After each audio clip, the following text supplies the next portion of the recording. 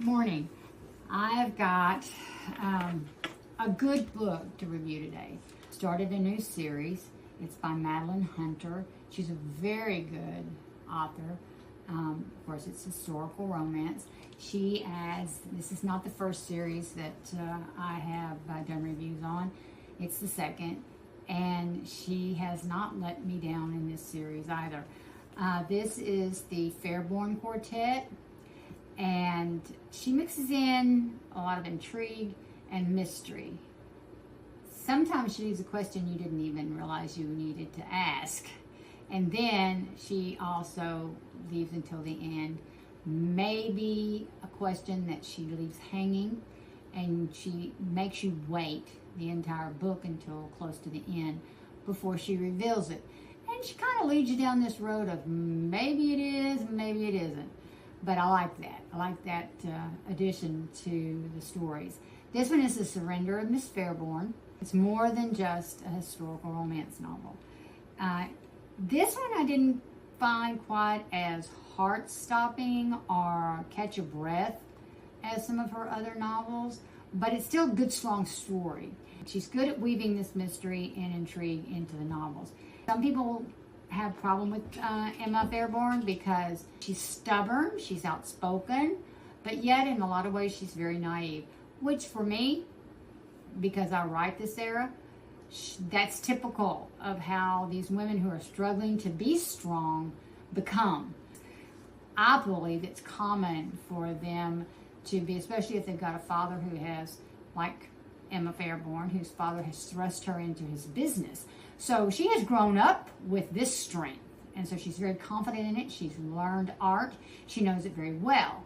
But when it comes to her personal side, her own sexuality, her own self-worth as a female, then she's very naive. And this comes across very well. Miss Hunter, I think, does a good job of bringing this out in Emma Fairbourne. And her brother was coming home from the continent. The ship he's on is lost at sea. There are no survivors. Her father doesn't believe he's dead. He's created enough doubt in her mind that when he dies, she will not declare him dead either.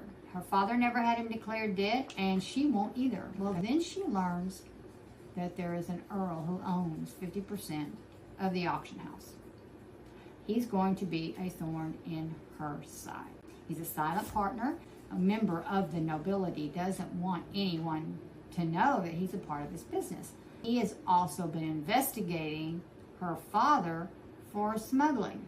So there's two reasons that he needs to sell this auction house to get out from under this scandal that could very easily explode at any moment. She loves the auction house, she loves art, and she's determined to keep it going, whether her brother ever returns or not. But this is one of the ways where she can hold on to it. The Earl realizes that he can't change by being straightforward.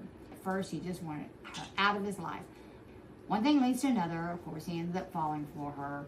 And the twists and turns at the end, some are surprises, some are not. But he will go to great lengths to try to win her heart. First, ask her to marry him.